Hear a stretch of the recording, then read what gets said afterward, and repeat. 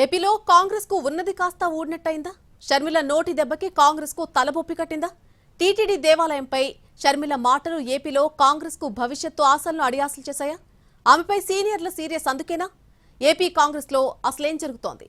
Let's watch. ఏపీలో కాంగ్రెస్ కంటూ ఏమీ లేదు.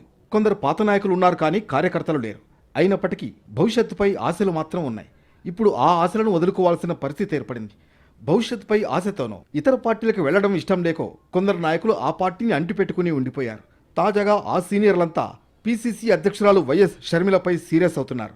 పార్టీ అధ్యక్ష పదవి అంటే ఆవిడ పర్సనల్ వ్యవహారాలకో అనవసరపు మాట అనడానికో కాదని క్లాస్ తీసుకున్నారట సీనియర్లు.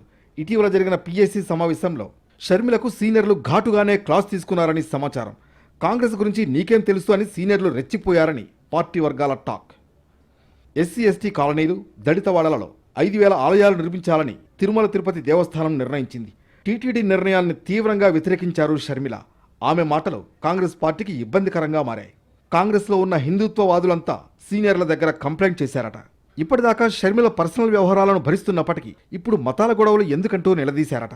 అసలు ఓట్లు ఉన్నాయో లేవో తెలియని పార్టీని అత్యధిక ఓటర్లున్న ఎస్సీ ఎస్టీ బీసీ వర్గాలలో పూర్తిగా కనిపించకుండా చేసేలా ఉందంటూ సీనియర్లకు చెప్పారట కొందరు.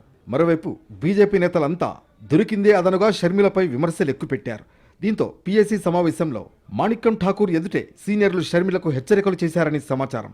పార్టీ బలోపేతం చేసే పనులు వదిలేసి అలా మాట్లాడటం ఏంటని ప్రశ్నించినట్లు తెలుస్తోంది. షర్మిల తన సొంత లాభం ఆలోచించడం మానేసి పార్టీకి అధ్యక్షురాలిగా పనిచేయాలన్నారట సీనియర్లు.